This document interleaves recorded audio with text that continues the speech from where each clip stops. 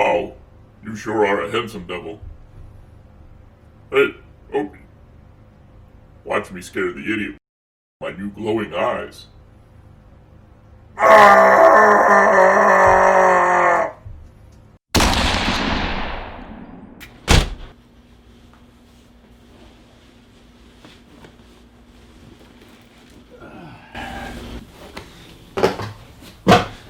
So Opie, you think maybe we went a little bit too far?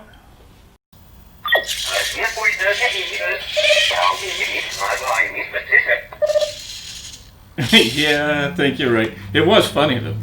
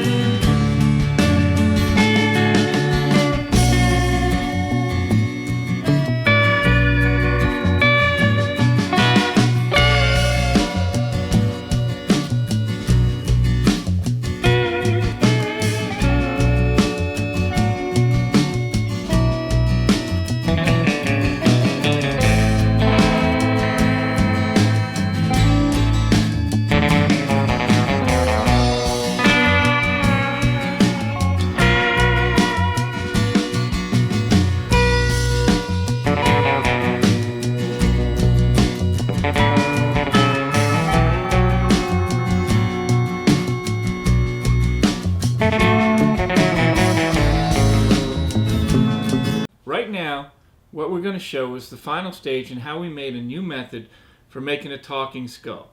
We think it's much sturdier than the method that's been used before. It gives a lot more room underneath the skull for you to put accessories. You're no longer looking at a lot of arms that run into each other and linkages that have to be adjusted. So let's take a look and see how it works.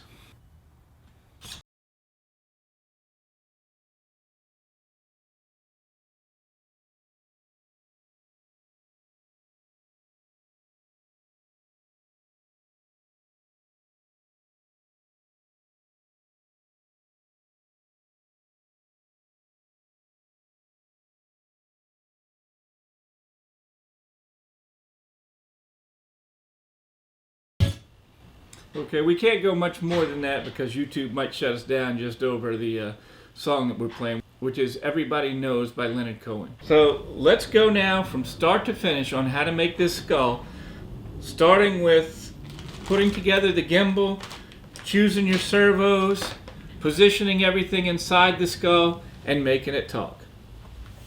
We're going to start with this kit right here, which is the SPT200 pan and tilt kit with the 24 or 25 tooth spline, depending on what servos you use. You will have to assemble it yourself, but the instructions come that are pretty clear, and we're going to show how to do it right now.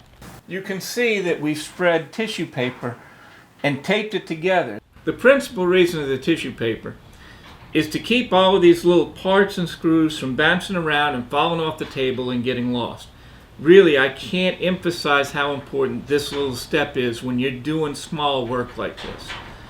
So with all of this spread out so we can easily find it, we'll go to the directions and we begin to assemble this SP200 pan and tilt system, which will be the neck and head controls for Eric. Part 1, attach the 1/2 inch bore, that's this, flat bearing mount to the rough side of the ABS plate. This is the smooth side, this is the rough side, with 4 6/32 by 3/8 inch pan head Phillips screws. So that means we're going to go with this, and we're going to use these screws to screw it together. Okay, I'm going to do a little bit of cheating right here.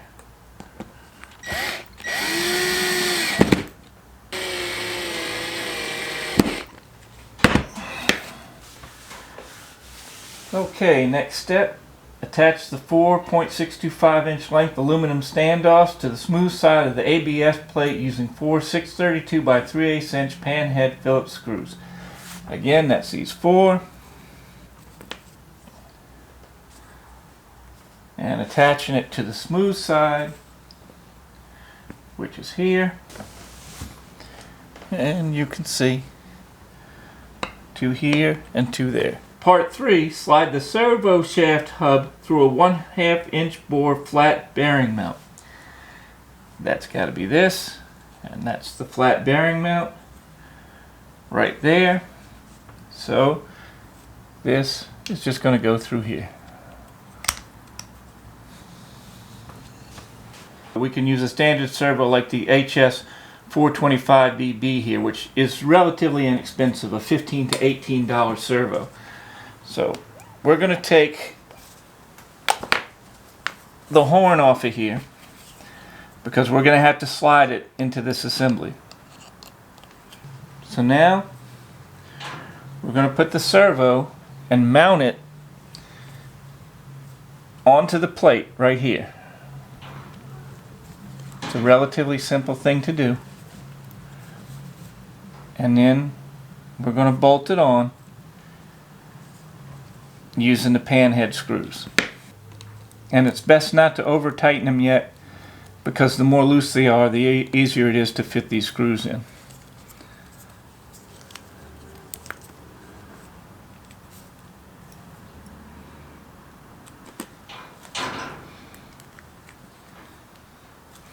And now you can see our servo attached. Last, we're going to take the screw that we took out of the servo and we're going to insert it down in here so that we can make sure we have our servo attached.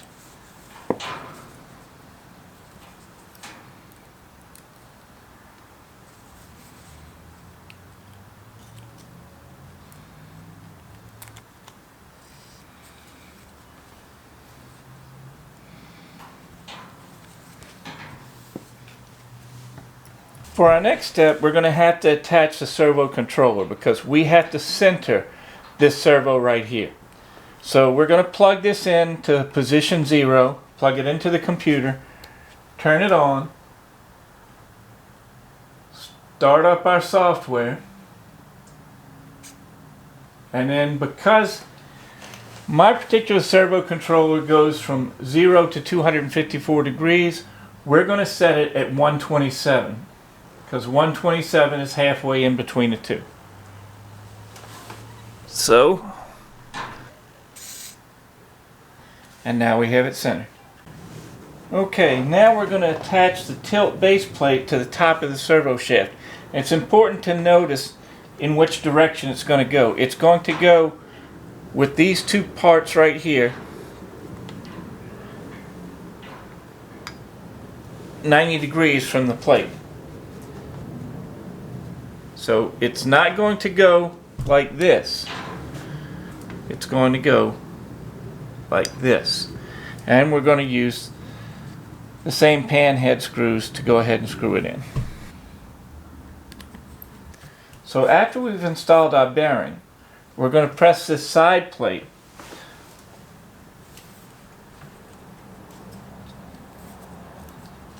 right here onto our assembly.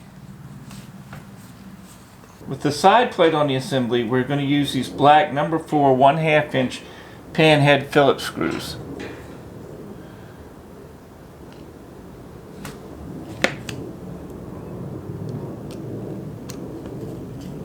So our next step is to add our second servo, the HS 625 MG, which we're going to add into this piece right here, and then we're going to bolt down, or we're going to screw it down using the 4 black truss screws.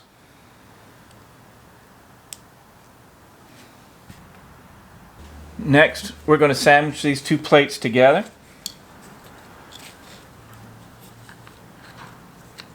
Putting this on here just like we did with the other side, and mounting it with this black screw, the 1-inch black screw. Next, I'm going to go to these two pieces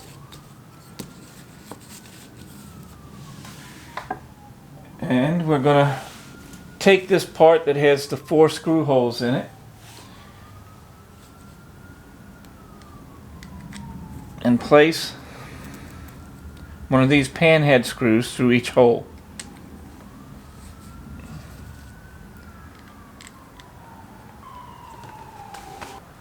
Then we're going to screw on the aluminum servo hole, making sure that this spline port, this portion that has the little grooves in it, is going to stick outward.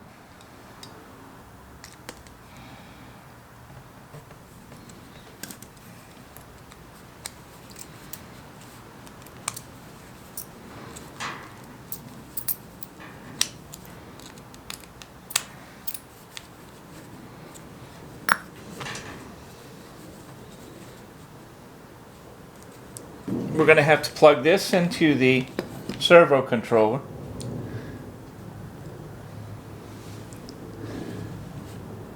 And we're going to go into the number 1 position. Remember, the number 0 position is really your first. So we're going to put this into the number 1 position, turn it back on, and start up our software again.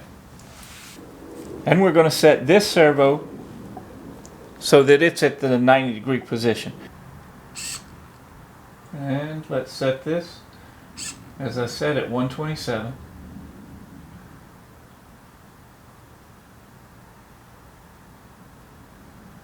And that should be close to our 90-degree position. Next, we're going to attach this 1/2 inch length of aluminum piping using our pan head screw.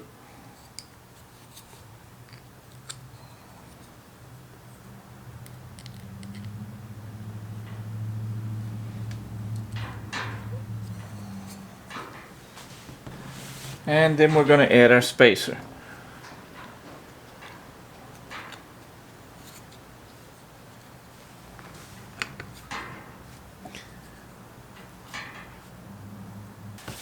Now we're going to add the standoff, and that is going to go right here.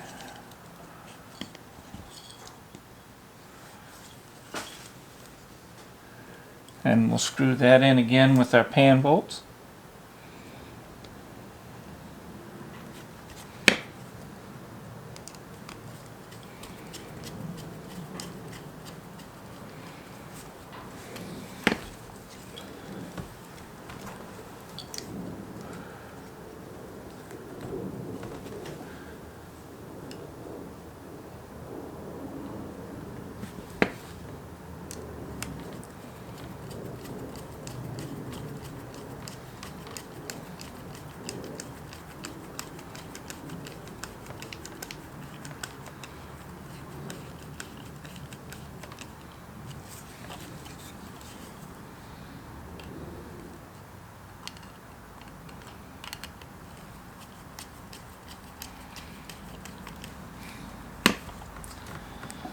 Then we'll attach the piece with the servo horn so that it fits almost directly at a 90 above us.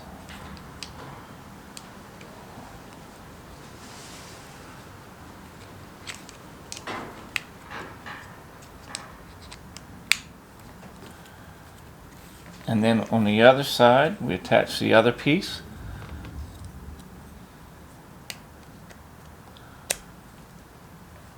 And we place on our mounting plate.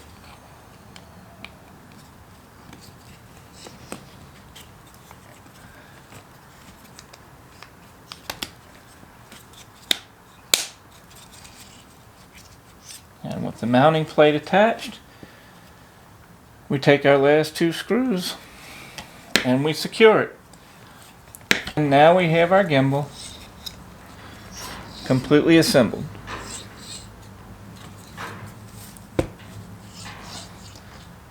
So let's compare that to the one we already have built.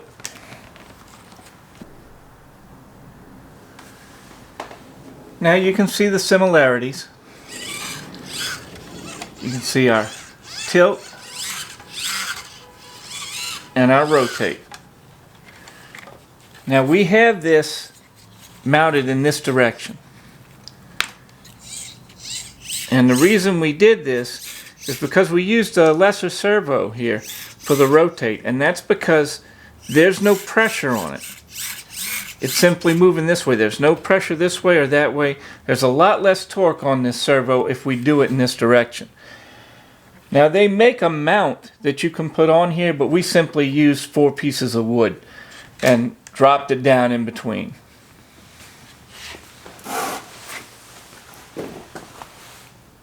So now we get to the final part of our assembly, and that's getting the gimbal onto the skull. And to start off with, we have to remove this mounting plate. And because I'm using a 5/16 inch screw, I'm going to drill this center hole out to 5/16 of an inch. So the first thing we're going to do is thread this screw through the base plate. Then we'll put the base plate back onto the servo.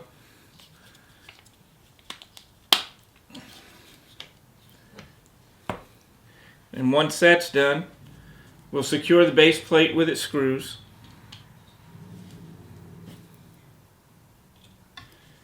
Then we'll take the base of the skull, slip it on, put on our little washer,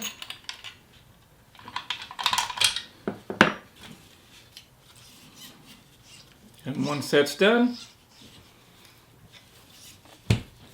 we have a completed skull. It will be just like this. And you can see this is why it's so much easier. Because at this point I did not have to drill out that 3.5 inch hole here. I didn't have to drill out a hole at all. As a matter of fact, I want to keep this hole as small as I can so I can secure the skull with this fender washer. Now this is great for a simple 2-axis talking skull, which is really a pretty good skull. Most people will never know if you're a 2-axis or a 3-axis, but if you want to make the 3rd axis, our next video is going to involve making a 3-axis skull. And for that, we actually purchased one of these. Now what this is just a tilt gimbal instead of a rotating a tilt. This is going to give us the piece we need to tilt the skull this way. See, right here, we have the gimbal assembled so that we can have a nod. The head goes up and down, or it goes sideways. We'll take this base plate, we'll drop it on over the top here at a 90-degree angle, and you can see that now we can tilt this way, we'll be able to nod, and we'll be able to rotate at the same time. We will show this in our next video because what we're going to have to do is use a much more powerful servo. The super torque servo is not going to provide enough torque once we've increased the length of that moment arm. Once that's done, it's going to take a lot more torque. So hit that bell so that you'll have the notification. Hopefully we'll be able to get that done within the next couple of weeks.